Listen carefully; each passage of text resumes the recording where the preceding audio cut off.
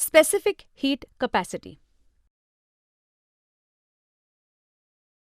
Try this. Material: a tray with thick layer of wax, solid spheres of iron, lead and copper of equal mass, burner or spirit lamp, large beaker. Procedure: take 3 spheres of iron, copper and lead of equal mass. Put all the 3 spheres in boiling water in the beaker for some time. Take the 3 spheres out of the water. All the spheres will be at temperature 100 degrees Celsius. Put them immediately on the thick slab of wax. Note the depth that each of the sphere goes into the wax. The sphere which absorbs more heat from the water will give more heat to wax. More wax will thus melt and the sphere will go deeper in the wax. It can be observed that the iron sphere goes deepest into the wax.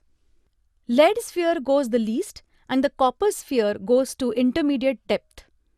This shows that for equal rise in temperature, the 3 spheres have absorbed different amounts of heat.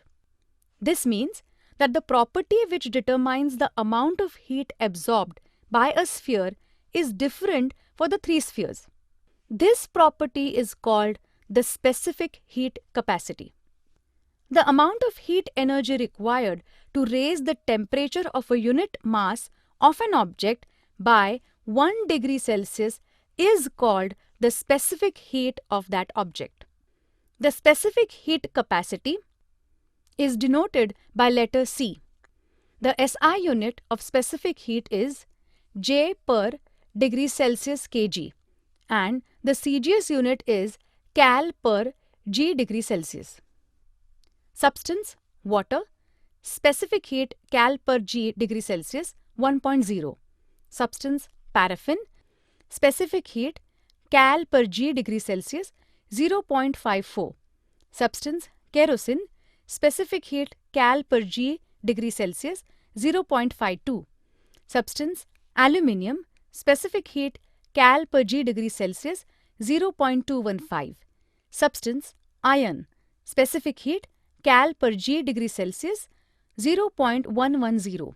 Substance: copper. Specific heat Cal per G degree Celsius 0.095. Substance: silver. Specific heat Cal per G degree Celsius 0.056. Substance: mercury. Specific heat Cal per G degree Celsius 0.033.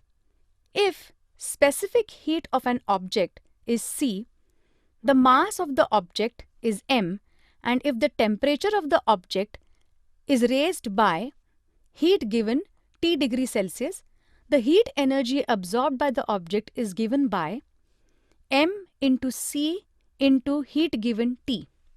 In the same way, if specific heat of an object is C, the mass of the object is m, and if the temperature of the object is decreased by dT degree Celsius, then the heat energy lost by the object will be m into C into heat given T. Heat exchange. If heat is exchanged between a hot and cold object, the temperature of the cold object goes on increasing due to gain of energy and the temperature of the hot object goes on decreasing due to loss of energy. The change in temperature continues till the temperatures of both the objects attain the same value. In this process, the cold object gains heat energy and the hot object loses heat energy. If the system of both the objects is isolated from the environment by keeping it inside a heat-resistant box, meaning that the energy exchange takes place between the two objects only, then no energy can flow from inside the box or come into the box. In this situation, we get the following principle. Heat energy lost by the hot object is equal to heat energy gained by the cold object. This is called as principle of heat exchange. Measurement of specific heat, mixing method and calorimeter. The specific heat of an object can be measured using mixing method. For this, calorimeter is used. You have learnt about calorimeter in the previous standard. If a hot solid object is put in the water in a calorimeter, heat exchange between the hot object and the water and calorimeter starts. This continues till the temperatures of the solid object, water and the calorimeter become equal. Therefore, heat lost by solid object is equal to heat gained by water in calorimeter plus heat gained by the calorimeter. Here, heat lost by the solid object Q is equal to mass of the solid object into its specific heat into decrease in its temperature. Similarly, heat gained by the water Q1 is equal to mass of the water into its specific heat into increase in its temperature. Heat gained by the calorimeter Q2 is equal to mass of the calorimeter into its specific heat into increase in its temperature. Heat lost by hot object is equal to heat gained by calorimeter plus heat gained by water. Q is equal to Q2 plus Q1. Using these equations, if the specific heat of water and the calorimeter are known, the specific heat of the solid object can be calculated. ICT.